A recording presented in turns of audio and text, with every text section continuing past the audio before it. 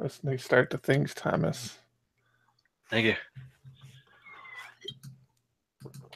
Anybody have anything for 79?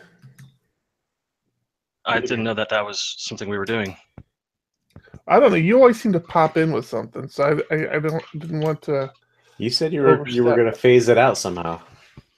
I do. I want to phase it out. We had audience participation last week, so now. Did you not get submissions this time? Did not, or pretty weak submissions. So I don't know if I want to. You're not supposed to put that out on the air when you say that. You say that before you hit the start broadcast. I have something worked out. I guess I can go through it. It's not. It's pretty weak though. I'll try to make it quick. Do you want to try to do it? I'll try to do it. Try to do it. We can cut it. Have you ever wondered where all the gold on the planet comes from? Like, is it something that's like generated by the Earth? Do you know, Thomas? I actually do, yes. Explain it. Because I was fascinated to find this out. Wait, before you explain it, John, do you know where gold comes from? The ground. Sifted through dirt. I thought the same thing. Like, I thought it was going to be like poop or something like that, you know? No. Comes from the sun, baby. Thomas.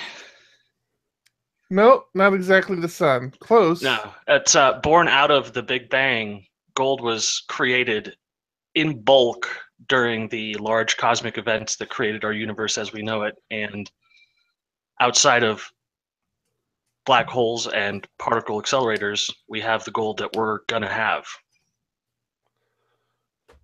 It is simply a cosmic element that existed because of the Big Bang. Is it element 79? Pretty close. That's pretty close. But I'll meet him gold for that. Gold is generated by collapsing stars that explode and create these supernovas. Gold is actually the dust from that, and it gets spread out across the universe. And yes, the Earth was bombarded by it during the whole Big Bang thing. So gold is still being generated. We don't see the flakes very often, and it's like we've only managed to mine a minute amount of gold that's believed to be on the planet as a whole. So I always thought that was strange because here in the U.S., gold is what brought people out west. There was a big gold rush. I always thought gold was particular to areas of the planet. So like Alaska had gold and the upper Northwest had gold. I didn't realize it was something that was throughout the entire planet. I found that interesting. Gold is also the 79th element on the periodic table. Oh, do I get a prize? No, you got muted. That comment never made it to the actual edit. What was his comment? I missed it. He blurted, "Is gold number 79 on the periodic table?" Just in the middle of your story. Way to freaking take just little premature factuation there. That was the longest opening of our show ever. That is absolutely not true. Yeah, so much longer. I don't know. It was the longest build-up. Let's go that way. It was participative. That's important. That one wasn't. But we could go with the year 1979. Probably there wasn't a whole lot going on in 79. The most important thing ever happened that year. Nah, nothing significant happened in 1979. I went through the archives. The U.S. pretty much said it was a wash year. Like, it was kind of right off. My wife was born. Oh, I think that's really important. That's when you're born. My wife. You just had a birthday, didn't you, John? Are you not listening to me? What the heck's going on? John.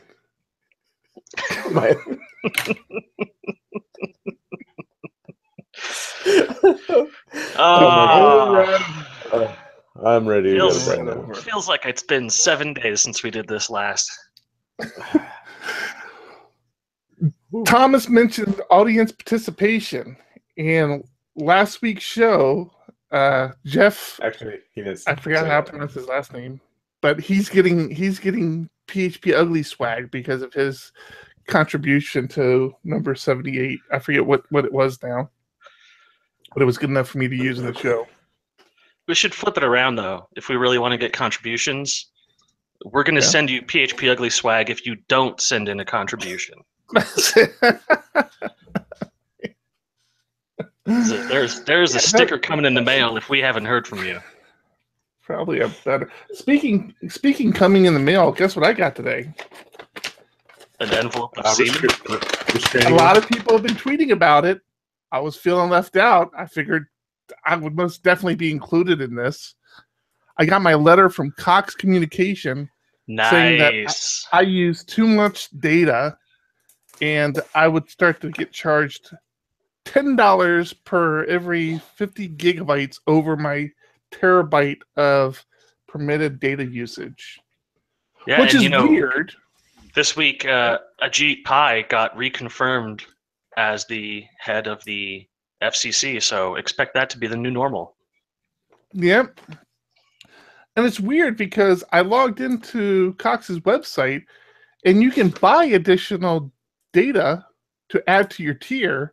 It's like $23 for 500 gigs or something. It was a little for a lot. What I thought was a lot. And this now, It's not a lot. this is $10 for each 50 gigs over a terabyte. Now, mind you, I went and looked at my usage, and I'm using about 1.5 terabytes of data a month because I have a house, I have a couple of teenage daughters, my wife, myself. Everything we consume is through the internet now. We stream all of our television, we stream everything, music, television. I work from home, my wife works from home. So everything we do. So the fact that we were hitting a terabyte threshold did not surprise me in the slightest. So I ended up paying like an additional $50 a month now, and I'm back to this unlimited plan. It's so weird. I don't know why. It's so weird. So my question is, pay an additional $50 a month to get back to it. I had the option of paying an additional $50 a month to have the threshold removed. So I have unlimited data now through Cox. My question is, if I'm paying additional money for unlimited data, is my traffic being moved to hardware of other people who are paying for unlimited data, or am I still on the same hardware I was before when I wasn't paying the extra fees? You understand what I'm saying? So if they have the ability to monitor my data usage, they have the ability to Shape the manage traffic. manage how that traffic hits the pipe. So am I still on the same? Is my data still flowing through the same pipes, the same tubes that it flowed through before I started paying that additional fee? Of course. I'm going to one-up you here. Comcast has Never. admitted that it's having trouble metering people's data caps after several people went on vacation and found that Comcast continued to charge them for overages that they did not incur because the modem was literally turned off. So that's my other question, and I started with so. That's my other question is, they're the only. I'm just taking them for their word. Like, you basically do the same thing with your electric and gas, but at least with your gas, there's a meter. In your electric, there's a meter on your house. If I really wanted to, and because of my solar, I can actually keep a close eye on it. But if you really wanted to, as a person, you could go out there and track your usage. With this, I'm completely dependent on what they're telling me. Like, they have no equipment here at my residence that validates what they're claiming. Not only But that, you but the can equipment put that they lease opens up a public Wi-Fi address that other people can use to connect through their Cox accounts. or at least for Xfinity, that's true. If I lease their modem, it has an Xfinity members Wi-Fi on it that other Xfinity members can use my modem for. What? Yeah. Do you still have the same? I mean, Oh, I didn't buy their do modem. you have this? Well, do the people that have these modems have the same data restrictions then? Don't know. I gotta imagine they don't. I mean, they do still have those data restrictions. It's just that it logs who's doing what and says what is you and what is not you. But no, how would it know that? All it knows is MAC addresses. It knows that you've connected through a specific Wi-Fi interface. If you've connected through the shared Wi-Fi interface, then it's A-okay. If you're connecting through the local, your personal home Wi-Fi interface, then it's counting you as your home usage. It's shifty and crappy, and it doesn't even work correctly, and it's arbitrary. So yeah. I've been notified twice already that I've gone over a terabyte halfway through the month. Yeah. Now, see, I don't know. I don't know how I feel about it. I mean, to me, obviously, I think they just want more money. That's all they're.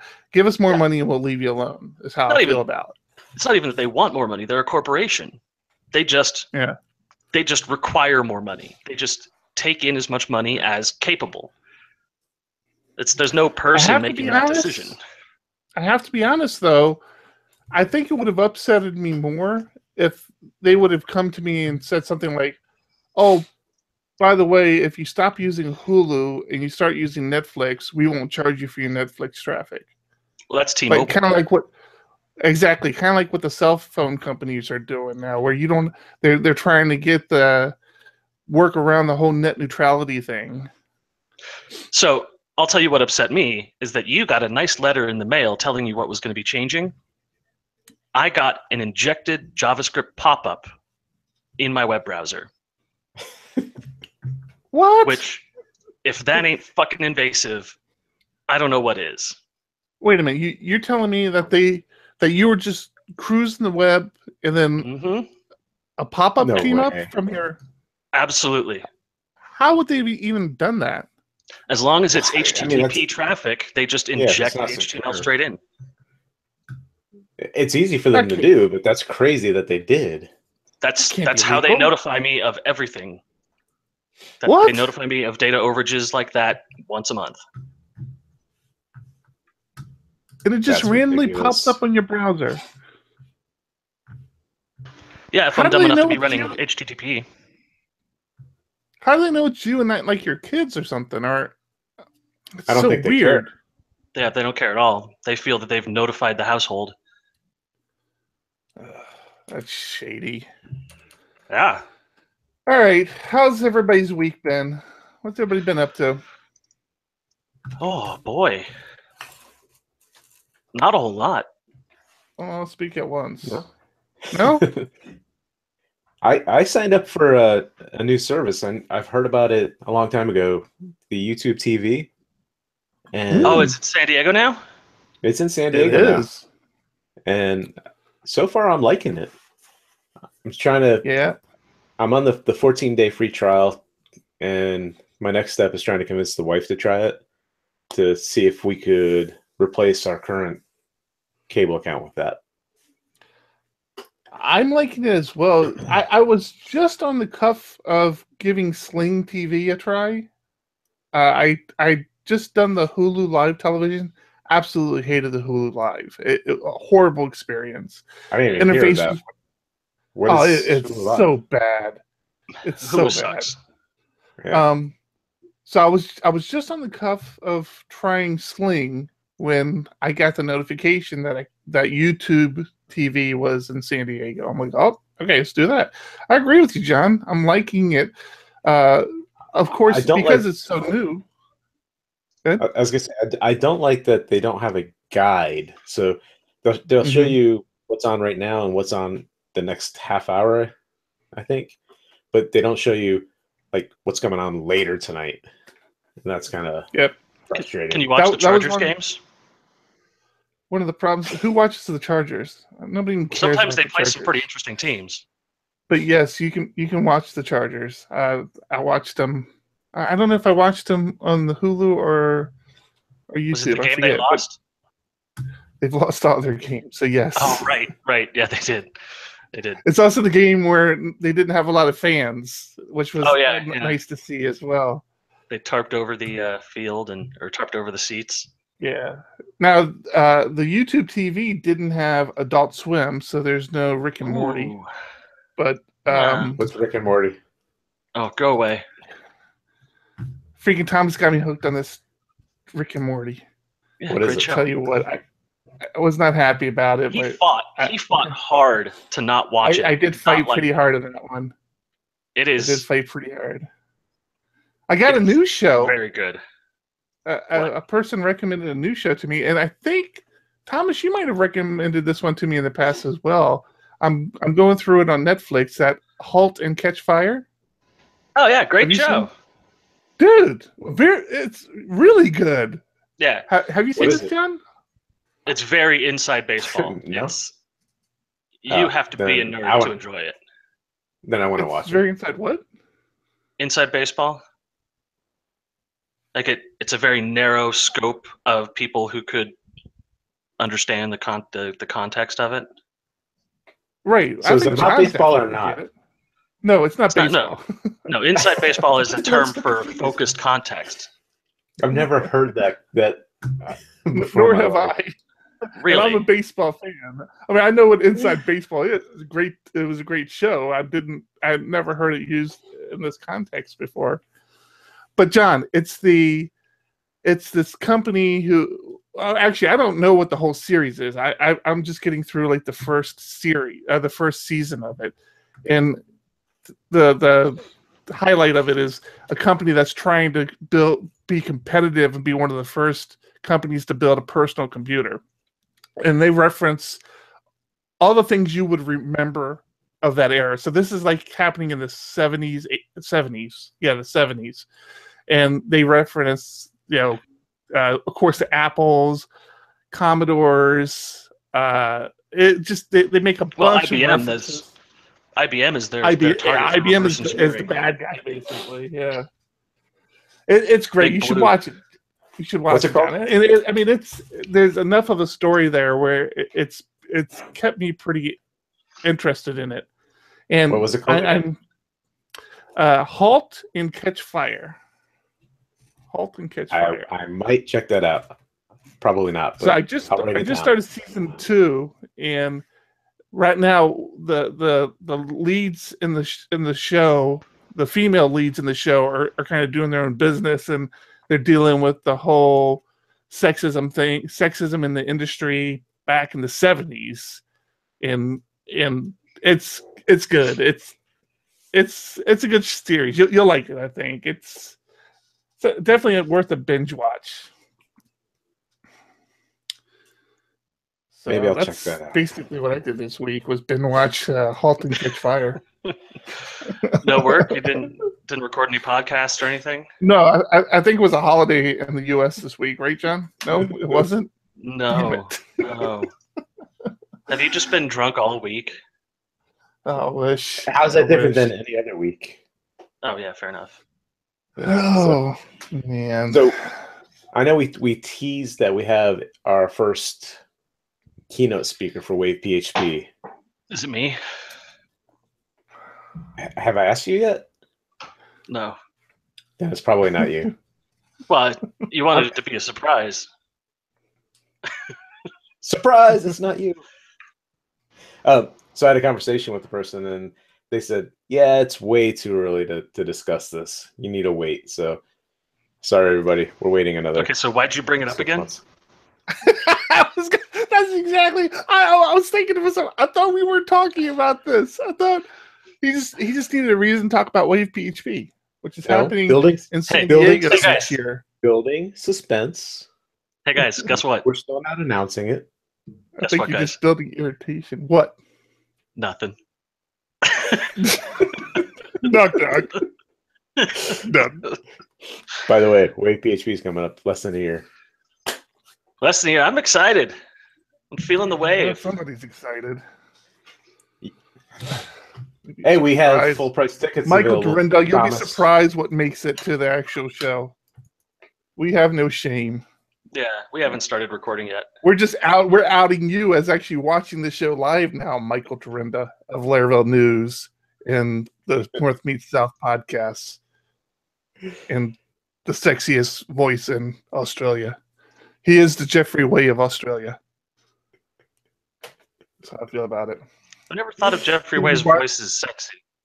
He's watching on a delay, so it'll take him a while to actually hear that. And then we're all gonna just sit here and wait for him to respond. What's he gonna say? It's like the show's so, like totally hit the brakes here until Michael responds in chat. You see, Madison PHP made an aggressive move to get their convention, their 2018 convention, closer to ours. How could it be closer? We took their dates. Feels like we had this conversation last week. They've just changed it this week. They changed their 2018 dates this week. No, they didn't. Yeah. No. So in light of those assholes at SDPHP, we will now be overlapping their conference. You're so full of it. I'm tired of you being on this show. I'm voting for you to be kicked off the show. You know what we did talk about last week? What is Hacktoberfest? We did. And I said my library would be added to the Hacktoberfest group, and you could your Iron Q, Laravel Collective, Iron Q, Laravel Collective. Let's a round of applause for all the community people who help keep Laravel Collective going, which includes Thomas. So I got Iron Q. That's right. I got pull requests. I got 3 pull requests. It works. See, it works. Kinda. I got one that just says minor. MINOR. No description provided. All checks have passed. And what did it change? You know how to use GitHub? Oddly enough, no. I probably should have learned that before putting out. I haven't even been able to dig into these 3 polls. I've somehow given myself work that didn't work out too well for you, right? We'll see. My fear is that I'll just accept the pull requests, the test pass, and I'll just merge them in, and then somebody will start yelling at me. That's not how it's supposed to work, Thomas. What am I supposed to do? You're supposed to actually do some review. Look at it. Oh, God. Come on, man. You're a maintainer now. You're a maintainer. You have responsibilities. Criminy. I guess. I guess I'll have to do that tomorrow. People need their shirts. I got a question for you guys. Yes. So, Halt and Catch Fire really started to conjure up a lot of memories for me. And I am pretty sure I am where I am today because I lived through that era. Specifically, the era of having a computer in my house and it basically not being able to do anything unless you coded, unless you made it do something. So that was, for me, for my generation, my era, that was the thing about having a computer. You wrote the program. You came up with these applications and started sharing them and had them do things. You guys got to be around the same era, not that different. My question to you and my theory that I'm going with right now is that the children of this era, I think in 10, 20 years, we're going to actually see a decline in the quality of coding in applications that are developed, because nowadays kids who have computers don't need to develop anything. Like, the computers themselves do so much already. Like, everything they can possibly think of, office suites, social media, games, it happens. It happens on their phone. They can close their text editors without having to look up a manual. I code. I've been coding pretty much my entire life. Even before I did it professionally, I was that guy who worked a manual job, come home, and I'm pounding away at the keyboards. My kids grew up seeing me sit behind a keyboard, typing and developing things.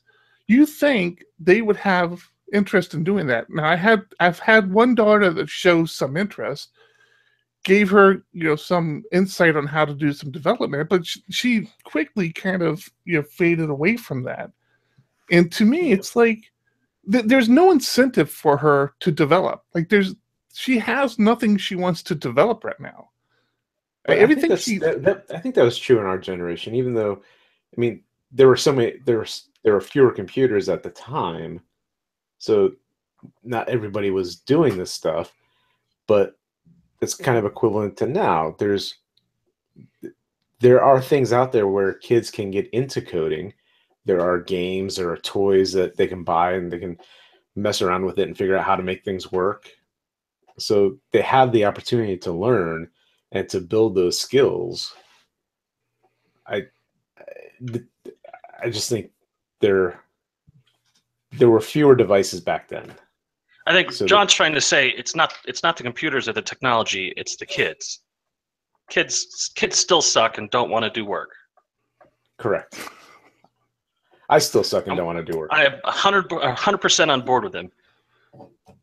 I have tried at moments to teach all three of my children how to program, and I mean, first off, if you load up Scratch, which is the teach your kids to program language, the first thing it teaches you is how mundane and boring programming is, which is unfortunate.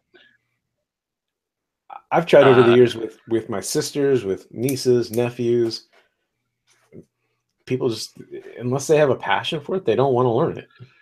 Yeah, you can fight the good fight all you want, but they're not gonna take to it just because. I mean, I didn't get into programming until I had a project that was bigger than I could handle, that I was being walked through by a mentor, and that was when it grabbed me.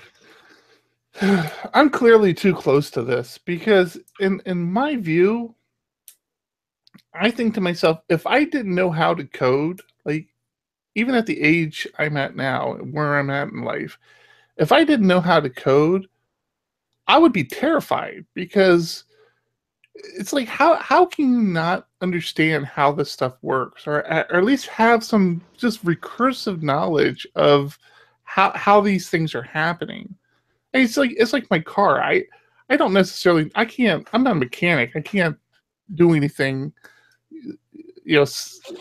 to my car, but I have a recursive knowledge of how the engine works and how things move. Maybe it's just me. Maybe that's what I'm missing.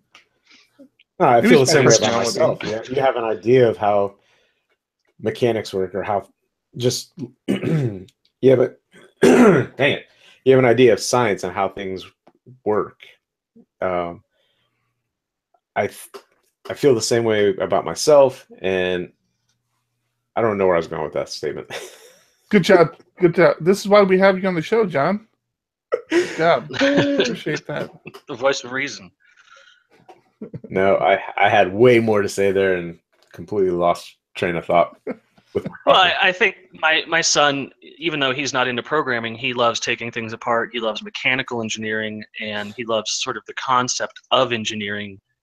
Even though at this point it's so far over his head, he just wants to see it being done. And you were the same way when you were a kid, weren't you? I know I was. Absolutely. When I found out that you could buy video games from Japan and use a pair of pliers to fit them into your Genesis from America, and it would still work. Damn straight, really? That's the first thing I did. Oh yeah. The only copy protection the only international protections were the shape of the cartridge. They had a unique shape, so if you just took pliers and broke the plastic off the case, you could put cartridges from overseas in and play Japanese games. I think I'm pretty fortunate that I never got into gaming. That is a felony now, by the way. removing a piece of plastic is now a felony because it circumvents digital rights management. No, I feel the same way, Eric. I got into it when I was younger. I loved it, but it just takes so much time, and I feel like there's so much other productive stuff I should be doing. Yeah, I can't even find the time for it. I downloaded that game Thomas recommended a couple weeks ago, and I have yet to even install it. Yeah, I stopped playing. I have absolutely no time for any recreation. I mean, that's just I would rather watch a Laracast video or go to live coding and watch somebody coding. Okay. I don't know. I downloaded Steam. I was on Steam for a little bit, and I think the only game I really played on there was some game. I can't remember the name of it, but you shot portals into the walls. Portal? Oh, yeah. Portal. That was a joke. But that is the only game I think I played on Steam. I've got some hours chalked up to Team Fortress back before I was getting paid to code. Yeah, I broke 1,200 hours in Rocket League. Shut up. That's not even a real game. I hear they're going out of business. No, I shouldn't say that. Yeah, that's not what I have doing. A personal vendetta against Rocket League. They stole one of our best developers, one of our first developers, and I will say they poached them. They stole them. I'm bitter about it to this day. Yeah, it's his birthday, by the way. Happy birthday, Spencer. Yeah, happy birthday, Spencer. Yeah. So I refused. I've had Rocket League offered to me a few times with a free code, and I refuse to even download it. I'm not contributing to Rocket League. He and I got this. He and I got the same gift for our birthdays because they're so close together. So we will be doing this soon. And the funny thing is, he got his like 2, maybe 3 years ago, and he still hasn't gone. We got gift certificates to go paragliding out at Torrey Pines. So looking forward to this. What? Fun fact, listeners of the show, fun fact, John is an accomplished pilot. I do have my private pilot's license. I am so looking forward to paragliding. Cards, you'll know that already. We're going to have little PHP Ugly trading cards, and it'll say John is a pilot. Don't waste that factoid for the SD Fun Facts feed. I keep trying to convince him to buy a Diego Dev plane. I want to go up in a plane. You don't have to buy a plane to go up in a plane.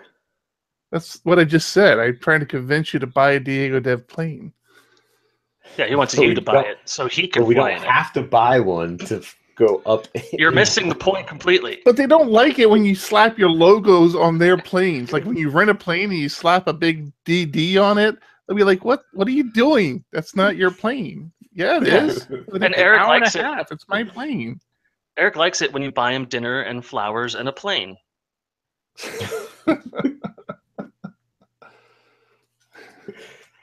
I got the first 2 done. One day I'll get him a plane. Did you buy me flowers? Do you ever buy me flowers? No. That's weird. What's wrong with you? Man. Fun fact.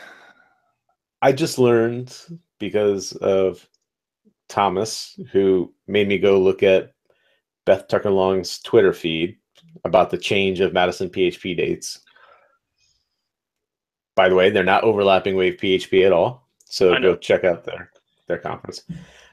There's a setting in Chrome that turns off the auto playing of friggin' videos. Yes, there is. So that's right. Chrome, I forgot about that. You go to Chrome://flags. You can just go there and find it. Look for autoplay policy and change it to document user activation as required and stop autoplaying videos. That's one of the most annoying things. I agree. Especially when you go to a news site where they have like their news playing in the way in the bottom, and it's like, where's this coming from? Because usually I read what I want to read and I'm gone by the time it starts playing. Yep. I just want to disable it for CNN. They've got the most invasive, crappy web player. Well, you can disable it everywhere. You can't start with so, Thomas. You can't do it. You did it Well, again. So now you lose your turn. You lose your turn. A few drink, everybody drink. A few weeks back, we talked about Laravel certifications in the how we felt about certifications and this and that. And I honestly feel the Laravel certifications maybe have come a year or two late. I think there was when they announced it at Laracon EU a year ago, there was a lot of attention to it, and I think they could have capitalized on it then. I think now, again, the hype around Laravel certifications has kind of died off. I don't see a whole lot of people interested in going down that course. But well, again, we're not the target audience. It did kind of stir up the whole conversations on, how we as developers, as managers, what we put behind people who come to us with certifications. And I think we all kind of agree that if somebody fresh off the street that we did not know anything about their credentials, we didn't know who they were, came to us with certifications, it would give them probably more weight to kind of sit there and talk through a potential position. But for the most part, a well-established developer in the community, somebody you've kind of followed, them having a certification wouldn't necessarily add that much to the conversation. So then tell me, what do you think about this Docker certification then? Docker now has a certification. Now, this to me, I don't know. This is such a niche area, and it borders on more of a kind of like a Microsoft certification where you're talking about best practices for network configuration and how things should be implemented. I don't know. This one, I feel like I give this one a little bit more weight. But that's because it's not in your wheelhouse. Like I'm saying about the Laravel one, is that if you're a network administrator and you're hiring somebody to manage containerized network instances, then a Docker certification really helps. Or if you're in the network infrastructure business already, this is a quick way of educating yourself and getting up to speed, and then getting a certification that says you are educated and got up to speed. So I think the same thing is true with the Laravel one, where if you've got a job where the only interest is maintaining an existing Laravel app that you had developed, and you just want a guy who's cheap to keep on, then the Laravel certification is where you would send your IT guy so that he can maintain the Laravel app. You know what I mean? Mm-hmm. So they do essentially the same thing. They say, read the docs, do the homework, we'll ask you about it, and come back and give you the certification. And I think it's just because you are a Laravel developer that you don't see the use case for a Laravel certificate. But if you were a dentist running a Laravel app that you had developed by some guy, and you wanted to hire your nephew, throw him a Laravel cert, get him working for you.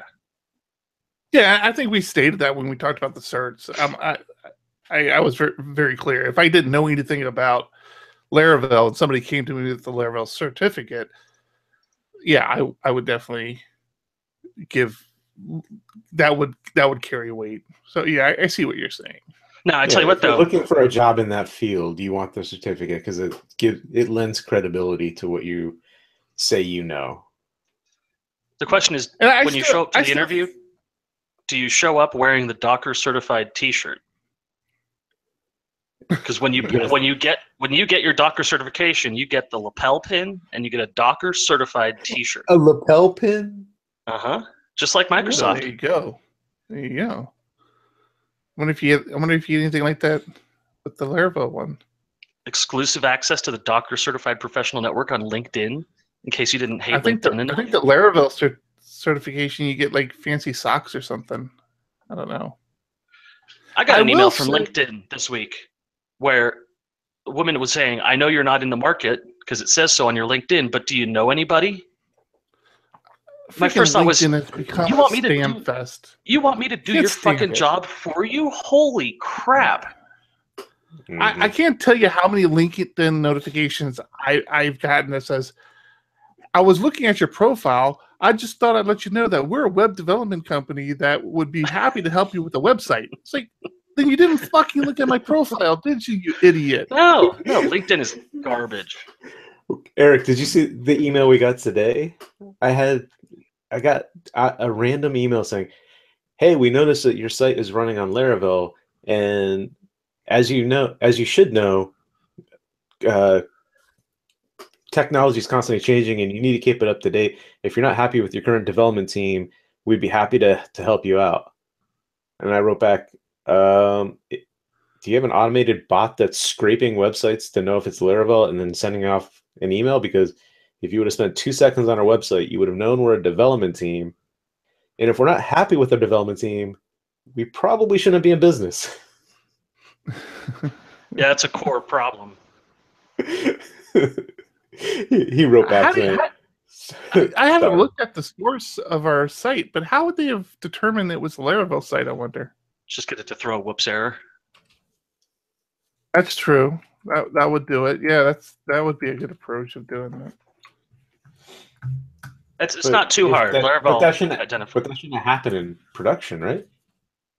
Find out. In production, it throws a 500, but it's a whoops page. It just doesn't have the stack trace. It just says, sorry, right.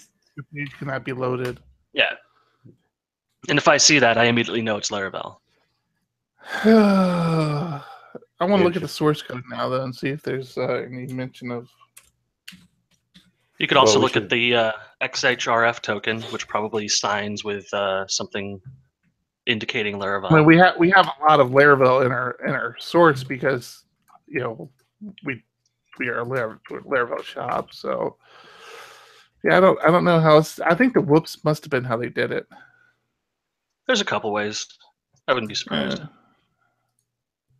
Michael Drinda has a good one. Laravel sessions will appear in DevTools. That's a good call, Michael Drinda. Mm-hmm. Yeah, he's right. I bet you that's what they're doing. But not in production, right? No, it will. Your session is Laravel session. Yeah, there's a Laravel. If you look at your sessions, there's Laravel sessions in there. Yeah. Yep, that's why he is the man from down under. He knows it all. I don't have DevTools with Laravel sessions, so I don't know what you guys are talking about. Just saying. No, use DevTools to view your session cookies. Oh, session cookie. Got it. Nope. I suck. I don't know what you guys are talking about. All right. But that's not unusual. Now, is it? Oh, Laravel session. Hey, look at that. I'm sure you can change it. Yeah, that's actually exactly what Michael Drinda suggested. I never even thought to do that. It's a good idea. We should think about doing that for all of our clients. Well, that's one of the big suggestions with generic PHP sessions too, is not using the PHP_session ID or SES ID, whatever the default is. You should change it. Yeah, and don't use WordPress. What? Just don't use WordPress. Such a random statement. Why would? Is it really though? I mean, it feels like something we should say every episode. Did I get into it with you guys last week about? I'm sure you did. About open source and a client calling me. Did I tell you about this? Oh, I don't know if I told you. So I was I was out of the office and I got a call from not exactly a client. It was somebody John and I had spoken to in the past about potentially doing some work for him. And John and I, we pretty much have a pretty open kind of policy with people we speak to of, you know, if we're not right for the job, it's perfectly fine. We understand. But you always feel free to reach out to us if you have questions, if you want us to vet people, because it's important to us that you do get the right people for the job. You know, we've kind of say this to everybody, and I don't think anybody's ever taken us up on it until last week. I get a phone call, and it's a small company here in San Diego, and they said, "Hey, we're moving forward with a redesign on our website. They're this small credit union here, and they're like, we're vetting out some companies, and we're trying to narrow down who we want to use. And you told us that we could reach out to you if we ever had questions." I'm like, "Yeah, absolutely. What's your question?" I'm like, "Well, so after talking to these vendors, we've narrowed down a couple of requirements for the website, and the one we settled on is that it has to be closed-source proprietary website because they didn't say because. They said because we're a credit union, and we think that's important." I'm like, "Wait a minute. Are you saying that because a particular vendor is trying to sell you a proprietary product, and they probably came to you and said that because of the fact that they're closed source and proprietary, they're more secure than an open source solution?" And she's like, "Well, yeah, that's kind of exactly what they said." And I said, "And they probably compared themselves to something like WordPress." And she goes, "That's exactly what they did." I said, "First thing, you can't be further from the truth." And I got on my whole open source soapbox with them of, listen, if you go this route, they are your website providers now. You're trapped. You can't ever bring in another developer because it's all proprietary. Not only that, but if you actually think that they're not using open source solutions in their stack, then chances are you're wrong. They're using open source probably all over the place. Unless everything runs on a Sun server, it's open source. Right. I said even Java. Even the language that they developed their quote unquote proprietary solution in is probably an open source language. So you should corner them on that. If open source is so bad and so insecure, why are they using open source products in their stack? And I went through this long conversation about, and you guys know I'm a big open source guy to begin with, but I was trying not to say that proprietary or closed source solutions are wrong across the board, but I wanted to make sure that she had a good reason on why open source was automatically discounted because they felt like they needed to be more secure. I am so glad you brought this up because you wouldn't believe what happened 3 days ago. What happened 3 days ago? It was revealed that Hewlett-Packard had given the source code to ArcSight to the Russian government. ArcSight, if you don't know, is the security software that secures the Secret Internet Protocol Router Network, aka SIPRNet, which is what all of the United States high security classified and top secret data is stored on. Mm-hmm. And this is because Russia would not buy the software. That you knew? You just knew this fact? Happened 3 days ago. This is a security thing. So the question is, Russia wouldn't buy the software unless they could see the source code, but by seeing the source code, they're revealing any potential exploits that would exist in the American network to a foreign government. So is open source more safe in this instance? If their software was open source with more eyes on it, it would be more likely to be caught by a non-hostile group and patched before it was exploited.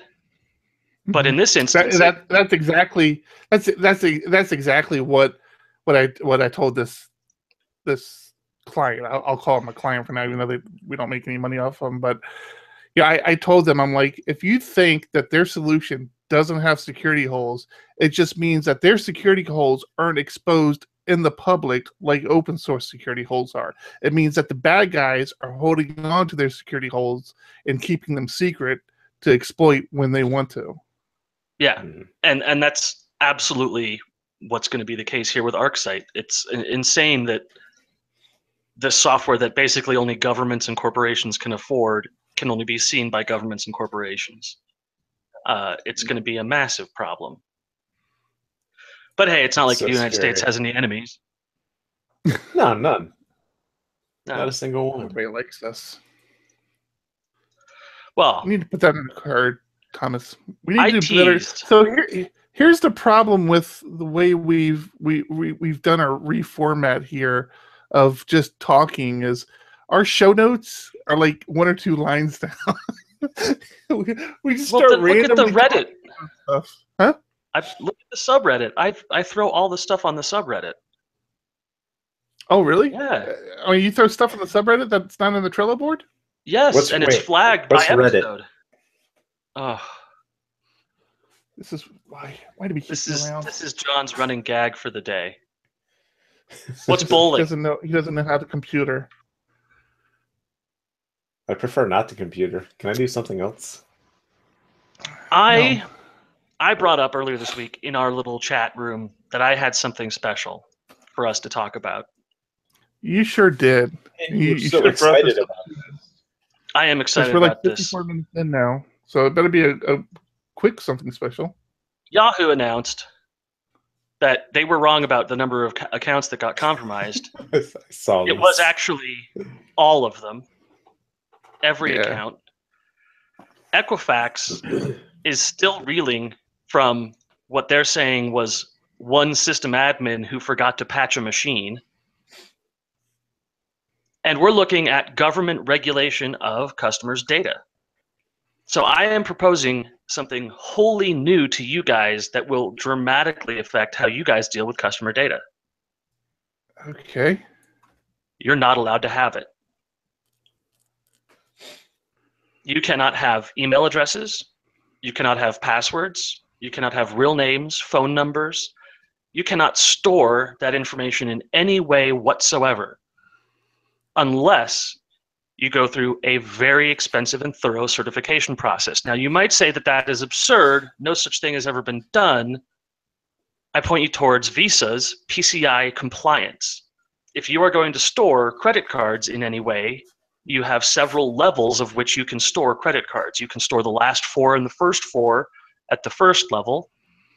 You can store the entire credit card number encrypted at 256-bit encryption at the second level, and at the third level, you can actually transmit that number between third parties for the sake of aiding transactions. So my question is, if it were true, if the technology existed, which it does, it's called Blockstack. Okay. Welcome to Cryptocurrency Talk. Stop it. You and your little music. Stop the music. I hear it playing already. You can stop the music. Yeah, you're muted during this section. I'm not opposed to this. Yes, the technology already exists. We don't manage any of our clients' credit card information. All that's managed through. But you have their email. Stop for a second. Let me finish my conversation. The idea of having a user identified on our system without retaining any of their information is not that crazy. With login mechanisms, OAuth, right? I don't particularly want to handle user profiles. I don't want to have to worry about a user keeping their address and phone number up to date on my system. I would rather tie into their Facebook, to their Google account, to their Yahoo account. I don't care. And let them manage that stuff as long as I have a way to get that information when I request it. So the idea of having a system in place where you don't have a centralized location of your client's personal information or credit card information is not that crazy. I think it's very achievable.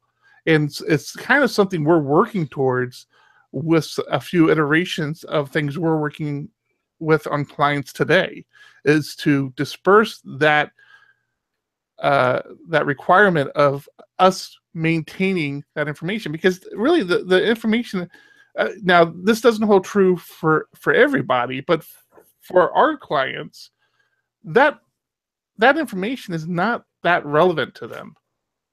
There are pieces that we're thinking about how we want to address those, but just in general, we don't need all that information. We don't want to have to spend the energy to develop interfaces to manage it because it's not important to us. Right.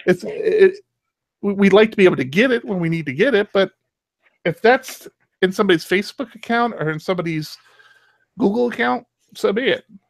Yeah, just don't bring up Yahoo again when we just talked about the fact that they were hacking all of their data. Their Equifax account, I don't care. I don't care where we're authenticating. And that's you don't care that Equifax authenticates this because on the list of their talking points, it's their problem, right? On your list of talking points is IRS awards multi-million-dollar fraud prevention contract to Equifax. Can you believe that? And you're the one that told me Absolutely. that's not really that big. Not a big deal. It's not a big deal at all. You're out of your mind. How is that not a big deal? Why you don't think it's a big deal? It's not a big deal because seriously, it's been 1 month. Why is Trump still in office? Because seriously, it's been way too long. Because there's a process to these things. And the process to penalizing Equifax is happening right now, but they had an outstanding contract with the government to do Social Security to identification work, which is one of their specialties, identifying that a person is who they say they are. Unrelated to the hack, the quality of their data didn't get compromised, just the data itself. But I think this shows a flaw in the process, though, right? Because this was a no bid contract. I mean, does that mean that? No, the term no bid contract is very misleading and can mean a large number of things occurring. The bidding process for these contracts on its own can cost as much as this contract was worth. This contract was for. Hence this the name, contract no was bid. for $7.25 million. So this contract was incredibly small given the billions of dollars that Equifax makes a year. I wish I could get a small contract like that. $7.25 million. Now, the actual contract, transaction support for identity management, is available on the Department of the Treasury website, fbo.gov, and you can look up why it was that it was a no-bid contract. But this was also, archived October 14th, so it hasn't even been archived yet. So yeah, it's a no-bid contract, but if you want to argue how stupid no-bid contracts are, that's unrelated to the fact that Equifax is a failure of a company. And all they're doing is providing authentication saying, yes, this Social Security number belongs to this person, which you would kind of think should be the government's job since they issue the Social Security number. But again, not the problem we're talking about. I just think system for us and tell us if this person is who we said they were. Horrible. I think it's just it got a lot of headline news because Equifax got hacked, but that's completely irrelevant to the contract that they won, and it's just excellent headline clickbait. But it doesn't really. It depends on the timing. Did they get this contract after everything came out? September 30th. So yes. Yeah. So yeah. I don't know. It's a tough pill to swallow. Yeah, but there isn't a guy whose job in the government is to say, well, I've heard bad things about you guys. It's until there's a lawsuit that bans them from working with the government in some way, they're the service provider. They're the ones who do this. So, the only other firms that do this, there's only 2 other firms that do this. And Equifax already had a contract with them previously, and they're just continuing the existence of that contract. What I think is far worse is Dropbox's rebranding. Wow. Was a pretty slick transition. I was going to ask why are there only 3 companies that do it, or why are there 3? but because go with if Dropbox. you start doing it, then they buy you.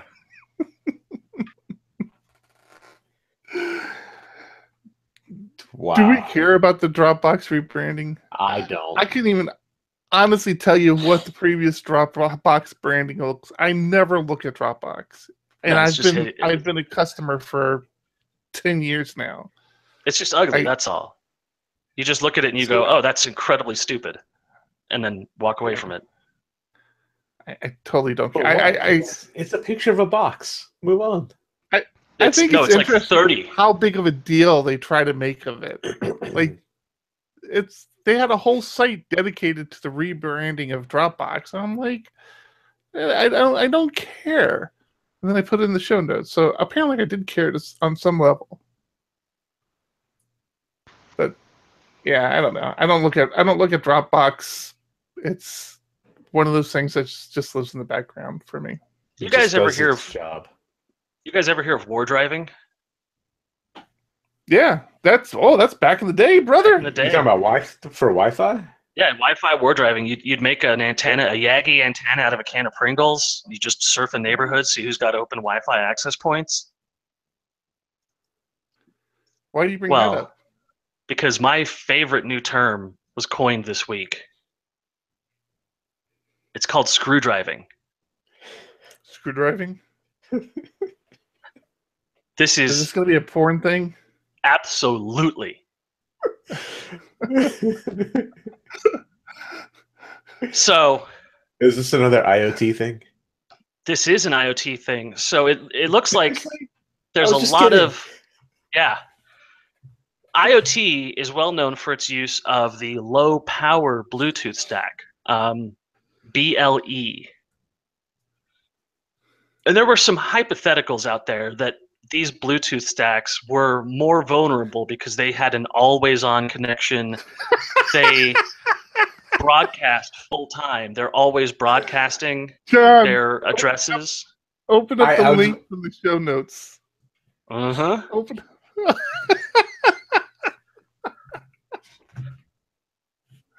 Go ahead. Sorry, Thomas. Please continue. Well, this is important public service you're doing here. One of the popular uses for these low-power Bluetooth devices is rubberized adult entertainment devices. Now, you guys, I think this show's bottomed out. You guys are in a different industry than I am. So you would think that this would be an uncommon thing, but I tell you what, I see these a lot at my job. Okay. And it turns out they're very vulnerable. I have something here. I don't know how to explain how I got into this situation, but I found myself in a situation within the last, it had been in the last 6 months, where I was having a conversation with somebody who was who was basically pitching me this product that he had. I didn't get hands-on with it. I didn't actually see it, but he's explaining it to me, and he was trying to encourage me to come to his store to look at purchasing one for the wife. And it was an adult toy that you could control over the internet through an app on your phone. Absolutely. And I looked at him, I'm like, that seems like such a terrible idea on so many levels. But the fact you just said you had a guy pitching you just completely. So, Amsterdam's a crazy place. The conversation started with how much traveling I had been doing. And I'd gone to a couple conferences, and I had even more another conference on the books to go to. When we ended up going down this road, and I ended up having this conversation with him about this device. I'm like, first thing, there've got to be massive security holes in this. He's like, who would want to hack this? I'm like, are you kidding me? I'll tell you exactly who. This is the funniest thing ever. So So I'm looking at this article. I'm like, this is exactly what I warned this guy about. I'm wondering if this is the device that he was. I didn't pay enough attention to the product name he was telling me. Now, this is not a device. This is the device. This is the Kiru fleshlight, the Lilo, the LoveSense Nora and Max, the Hush plug. This is not a single device. Now, to bring it a little more into the real world. That's on this page. Yeah, I know your article isn't talking about a single device. Yeah. These devices, these low-power Bluetooth devices, are also now in hearing aids. So you could hack into somebody's hearing aid, crank the volume all the way up, and make sure that they never hear again. I told you about. And if you want to know more about IoT and Bluetooth LE, just show up to next month's, or actually this month's SDPHP meetup. Next week's SDPHP. Next week. We will be hacking vibrators. Apparently, is that the plan? Hacking vibrators. John will just be a little more excited than usual. All right. So a couple things. Back sticking with the adult toy thing. This dude showed me the application on his phone. I'm like, dude, you're walking around with this application. If anybody knows what that application is, they kind of know what you're doing. You know, it's like, why would you? Is there any way to hide it? Like, you would need to be able to hide that application on your phone. You know, listener David Kwan pointed out that we're gonna have to flag this episode as not safe for work now. None of our shows are safe for work. Why are you calling people by name? Safe. Hey. They're friends of the show. They get credit. We don't know if it's the real David Kwan. It's just it says his name right there. I'm saying that's his we YouTube. don't know that he's a friend of the show. Just so you know. Everybody's a friend of the show. We need friends. Tweet from Herman Ostendorf. Woohoo! I was mentioned by Showcom in PHP Ugly Podcast 78 at 1 hour 6 minutes 45 seconds. Hashtag keep it ugly. Hashtag friend of the show. Yeah, there's one right there. There's one. We have people all over this world. Use wireless Bluetooth adult toys. Vibrators. But they're not just vibrators. So what's the deal with this screwdriving then? You're just walking around trying to turn on people's adult toys? All you need is a phone that has support for the BLE interface, and you can scan for these devices and begin compromising them. But wait, if the device is off, it's still emitting a low-power Bluetooth signal. Or are you trying to find people currently using it so you can go knock on the door and say, hey, do you need help? Let's just turn that up a few notches there. You see which one of your neighbors starts screaming? It's all of them. I mean, I haven't checked, but... This is why you should need a certification to podcast. People like us should not be allowed to talk on air. Yeah, you're on 3 of them. Shows you the poor state of podcasting. Yes, Thomas. What? Do you know who Christine Lagarde is? Not a clue. Should I? Christine Lagarde is the managing director of the International Monetary Fund. I would not know that. I don't pay that close attention. She is quoted this week saying that Bitcoin puts a question mark on Bitcoin puts a question mark on the fractional banking model we know today, and is foreseeing the death of the banking system in favor for the cryptocurrency system. Nice. I was gonna say, that's not saying it's a good or a bad thing. No. So I read an article this week that predicts Bitcoin to go to $6,000 by the end of this year. What? But it could be a bumpy ride. It's up 5% today. Yeah. Yeah, we were just talking a few weeks ago how we were expecting it to bottom out because of things happening with China and things happening in other places.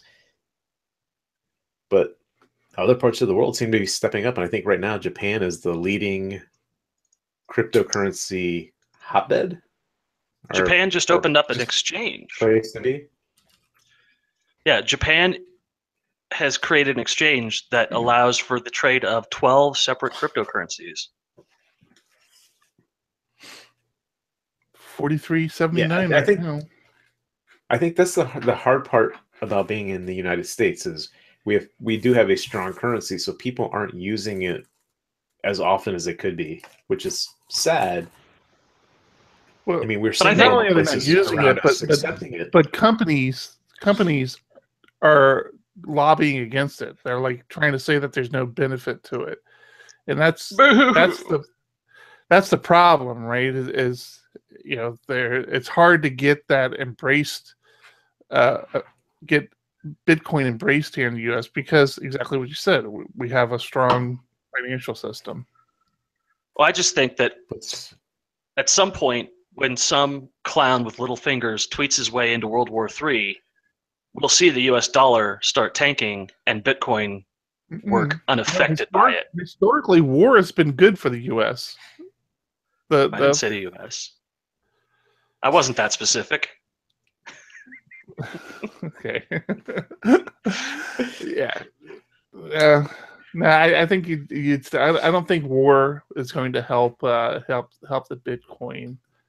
I think it's just going to be this slow and steady growth that eventually it's going to be one of those things where you can't ignore it anymore because people will start to realize that they're losing money. They're losing a lot of money by not paying attention to it. Yeah. I think when blue chip stocks take a tumble, then Bitcoin starts to rise. Yeah, I wish we could get. But I think that's part of the problem is people looking at it as an investment versus an actual currency or something to be used.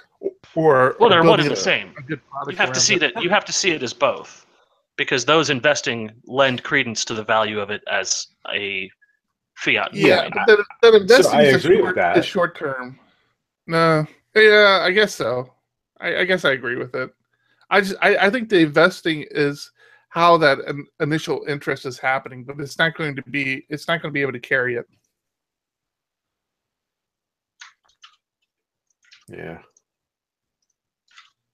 That's been Crypto Talk. Thank goodness. That's time for doom and gloom right now. You're gonna speed through it. We got to get through this. No, I really don't have a whole lot. I have. You know what I have? That's it. I have a shining. Else. I have a shining happy. Can we have one episode with no doom and gloom? Yeah, this one. I have a shining happy story for us to close out this episode. All right. I'll give you a shiny happy because I didn't talk about any of the Google releases, which I wanted to talk about, or the fact that the Echo can now dial phone numbers like Google Assistant can. I didn't do any of that because I'm trying to get through this. So I'll give you one shiny happy, but don't you try to trick me because I will come down. I will rain fury on you. Make it good. Make it happy. Make me smile. I want to wish a very warm happy birthday to Slashdot. Huh.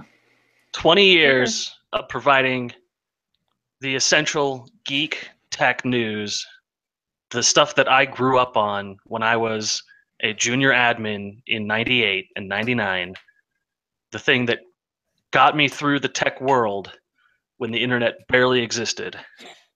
Mm-hmm. So, surprised it's still around, actually.